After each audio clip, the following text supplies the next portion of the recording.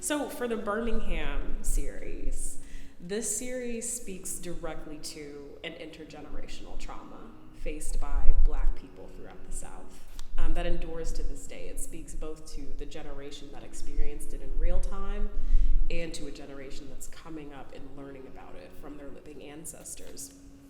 And it speaks to the terrors that were visited upon like peaceful Black organizers, churchgoers, in the name of justice, freedom, and the American experiment, by forces of white supremacy that sought to destroy them and demoralize them.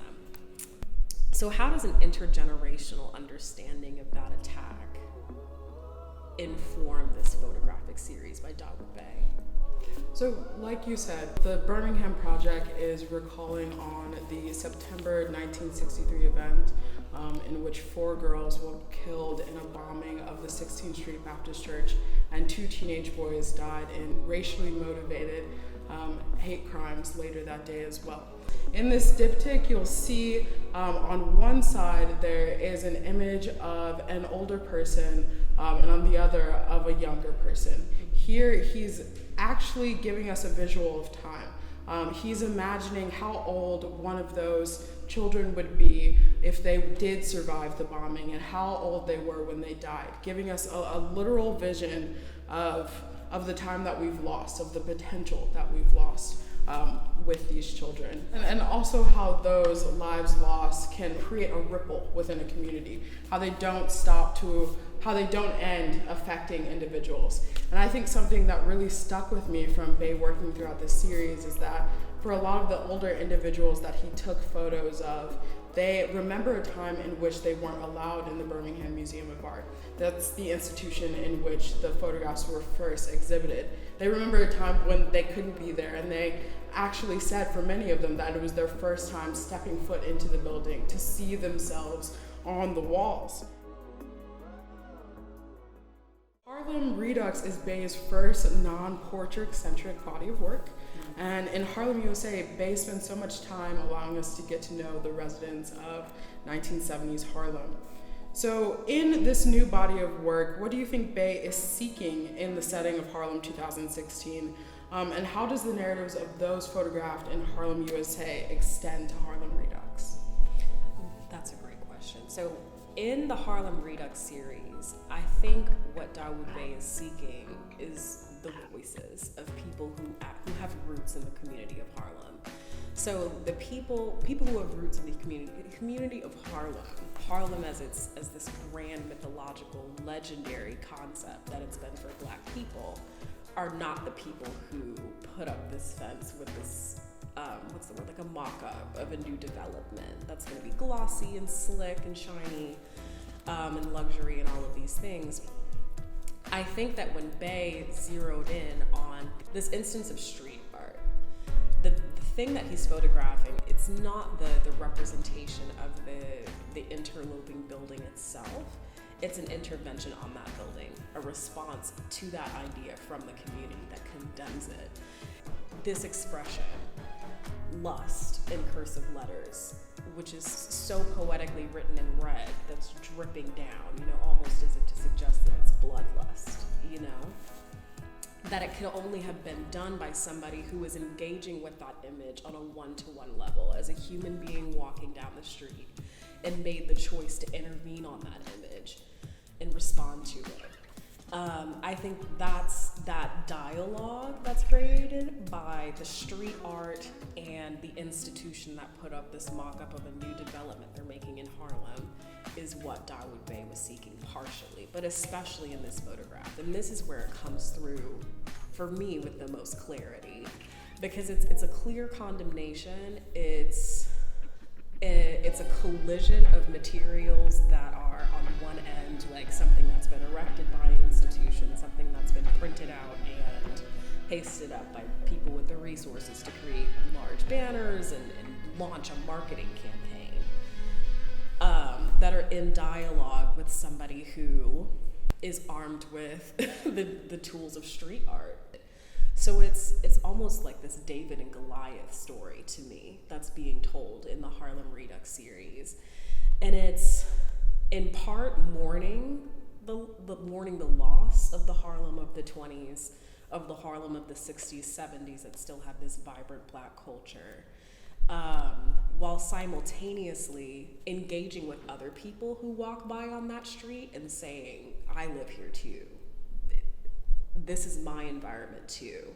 We don't have to let these forces come in and just have it all be said and done. It's within our capacity to respond. It's within our capacity to condemn. It's within our capacity to name what's happening here. This discussion about this exact phenomenon, name gentrification that's going on across the country, from where there are communities with very deep roots, where there are people who've grown up there as children, lived there as adults, that have taken care of it as elders, and kind of preserved culture and soul for it.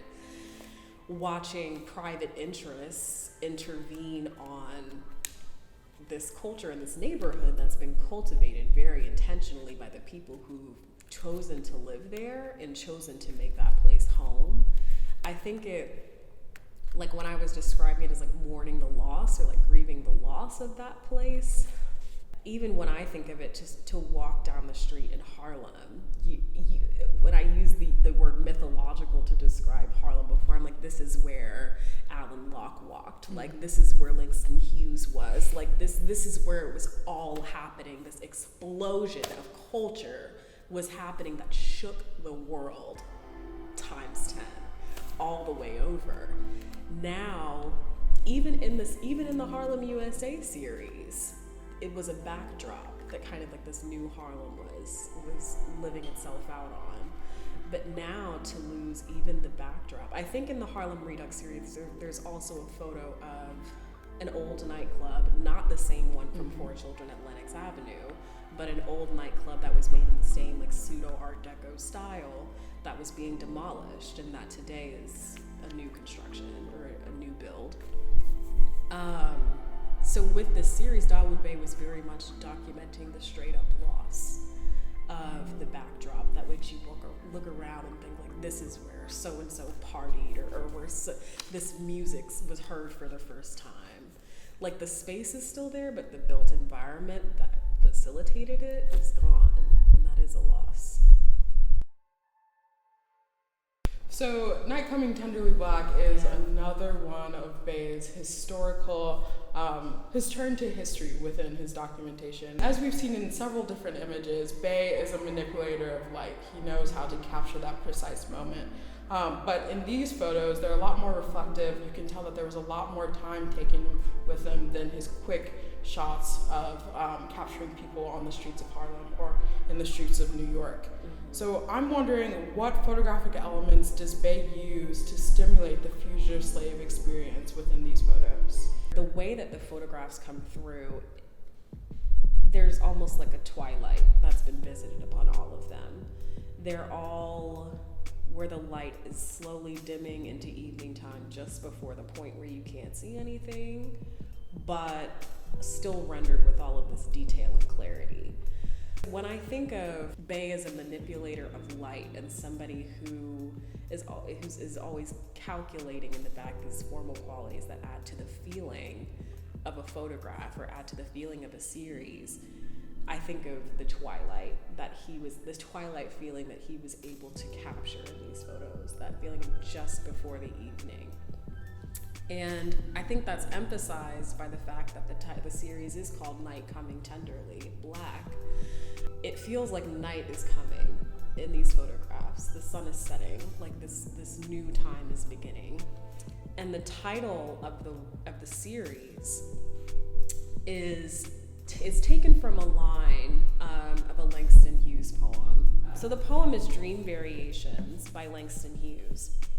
To fling my arms wide in some place of the sun, to whirl and to dance till the white day is done, then rest at cool evening beneath a tall tree when night comes on gently, dark like me. That is my dream. To fling my arms wide in the face of the sun, dance, whirl, whirl till the quick day is done, rest at pale evening, a tall, slim tree, night coming tenderly black like me. The line that's operative for me there is till the white day is done. Thinking from the perspective of somebody who's traveling the Underground Railroad, where you can't travel during the daytime, lest you be seen, identified, any number of things that would expose you to danger. It was more advantageous to travel by night under cover of darkness. Where the idea of like the white day being like this time where this work is being performed, this ideology is kind of underpinning everything that's happening. But once night comes, it's this different time where it's easier to subvert that ideology and to become a fugitive and to run, to rebuke like what's been thrust upon you as an enslaved person who's made the decision and taken the enormous leap to attempt escape, which is the story that Night Coming Tenderly Black tells. With this photograph, there's another photograph where the view is over Lake Erie, which is kind of representing the view of somebody who's looking past the water over the horizon to this land where, to Canada, where it's illegal to treat people as slaves, where it's illegal to debase humanity like that, and to look across the horizon and to look across the water and see freedom. In this photograph that we're talking about, though, the poem is also really operative for me because Langston Hughes writes about a tall, slim tree, like resting under a tall, slim tree once night comes. In this photograph, there is a tall, slim tree in the foreground where there's kind of a little more darkness concentrated.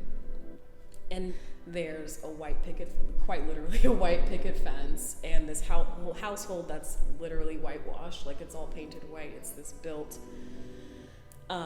environment that, from the perspective of somebody who is traveling the Underground Railroad, wouldn't necessarily be a safe house, depending on so many things.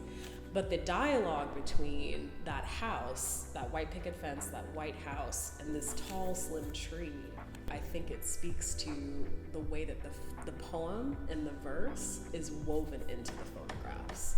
You know, so it's really magical to me that Dawoud Bey wasn't just inspired by the line "Night Coming Tenderly Black," but that he took it and expanded this whole universe out of it, and was able to create visuals that kind of take you on that journey.